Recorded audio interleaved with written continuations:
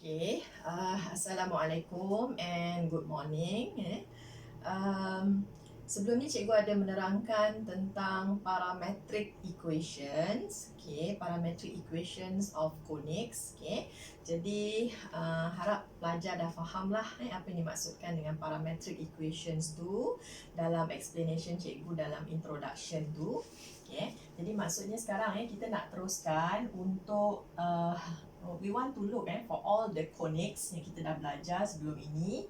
Kita ada parabola, ellipse, hyperbola and also the rectangular hyperbola. So these are the standard form of equations. Kalau parabola kita ada dua jenis lah.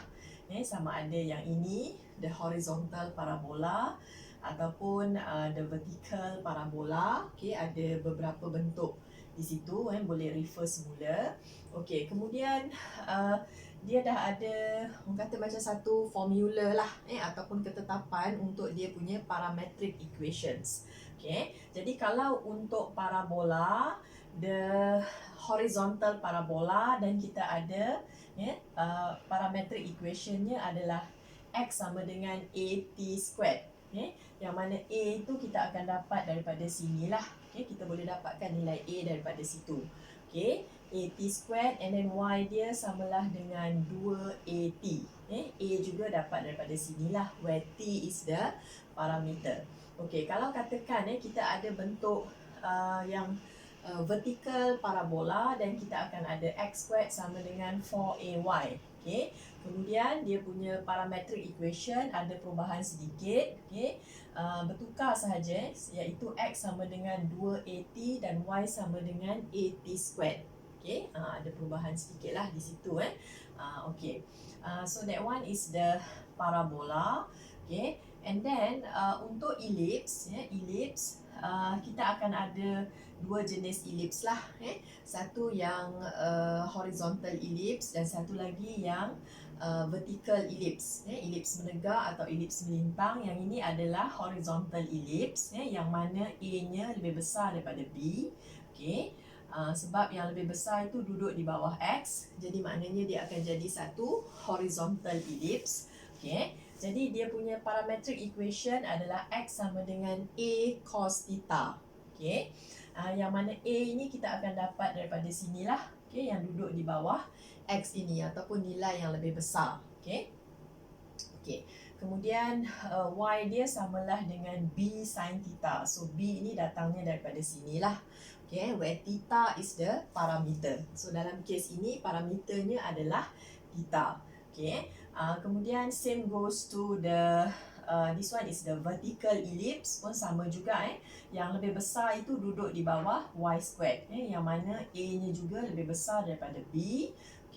So persamaan parameternya adalah x sama dengan B sin theta, yang juga bertukar tempat macam tadi, sama juga macam parabola tadi.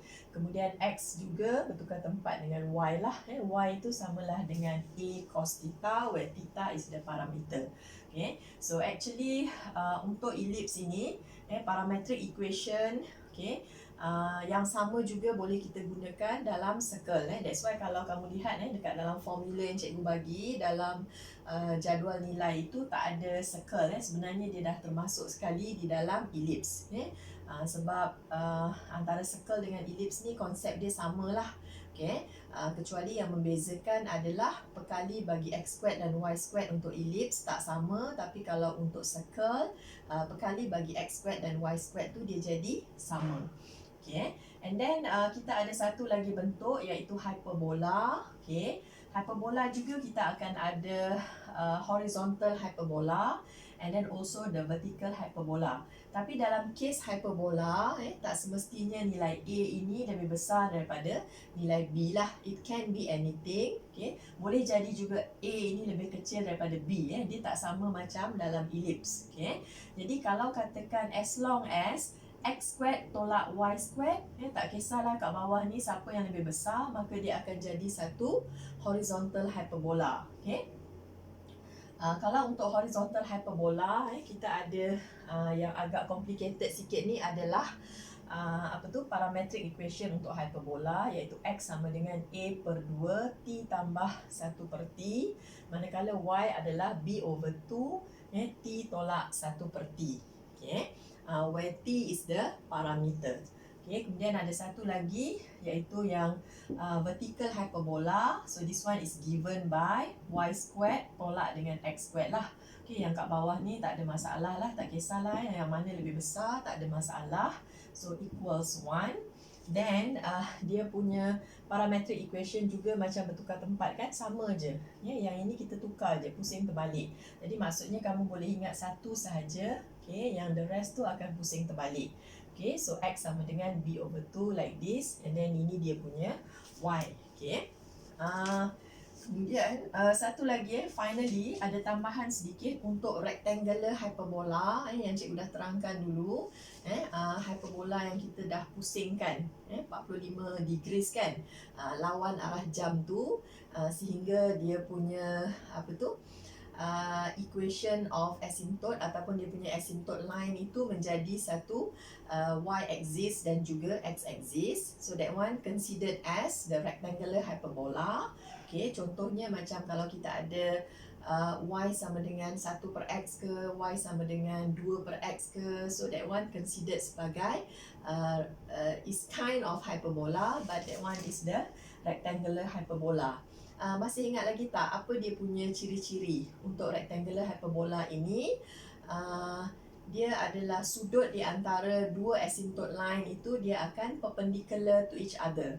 Okay, maksudnya dia punya asymptotes line akan perpendicular to each other lah. Okay. Kalau dalam hyperbola biasa ni, sudut di antara dua asymptotes itu tidak bersudut tegak lah, nilainya selain daripada 90 darjah. Tapi yang ini khusus untuk kalau sudut di antara dua asymptote line itu adalah 90 darjah. Okay. Kemudian dia punya standard form of equation is given by xy sama dengan c squared, where c is a constant. Macamlah kalau kita ada sebelum ni kan, y sama dengan 1 per x, okay, ataupun xy sama dengan 1. So that one is kind of rectangular hyperbola. Okay, and then kita ada dia punya parametric equation adalah x sama dengan ct. C ini datangnya daripada sinilah, c squared ini. So kita akan ambil punca kuasa 2 untuk nilai di sini, sebelah kanan persamaan ini untuk dimasukkan di sinilah, ambil nilai yang positif. Okay, so x sama dengan ct dan y sama dengan c over t. So that one is the parametric equation for the rectangular hyperbola where t is the parameter. Dalam kes ini t is the parameter, so t ahli kepada r, and at the same time ada special case sikit untuk di sini ialah t tak boleh sama dengan kosong, sebab dekat sini kita ada nilai denominator lah, denominatornya bernilai t, so should be not equal 0. Okay, t yang ahli kepada r lah, can be anything. Okay, jadi pelajar-pelajar jangan risau tentang parametric equation ini, rasanya tak perlu untuk dihafal, untuk diingat. Biasanya dia akan diberikan dalam soalan, telah diberikan dalam soalan, dibagikan dalam bentuk parametric equation ataupun dibagi dalam bentuk parametric coordinates, and then kita kena buat sedikit workings, jalan kerja penyelesaian sampai kita dapat determine, okay, what is the Cartesian equation of the curve. Jadi biasanya yang ini akan diberi dalam soalan, ataupun kalau kita lihat, kita dah boleh nampaklah kan, kalau dibagi dalam bentuk ada 2t squared ke, ataupun kat situ 4t ke, so kita dah boleh agak lah yang dia adalah satu parabola. Kalau katakan dia bagi dalam bentuk cos theta, ada sin theta kan, the parametric equation, so kita dah boleh agak bahawa dia berkemungkinan satu ellipse ataupun satu circle. Okay. Kemudian kalau yang agak complicated sedikit ini, yang ada t tambah 1 per t, t tolak 1 per t, so that one will be the hyperbola. Okay. Jadi kita dah ada idea sedikit lah.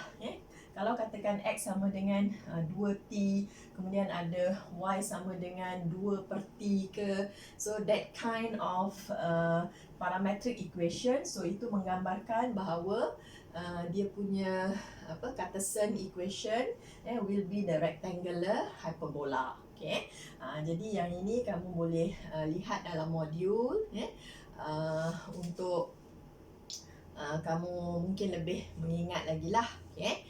Jadi lepas ni nanti cikgu akan buat all the examples given lah. Okay. So selepas ni kita akan menggunakan semua parametric equation ini untuk kita menyelesaikan soalan. Okay.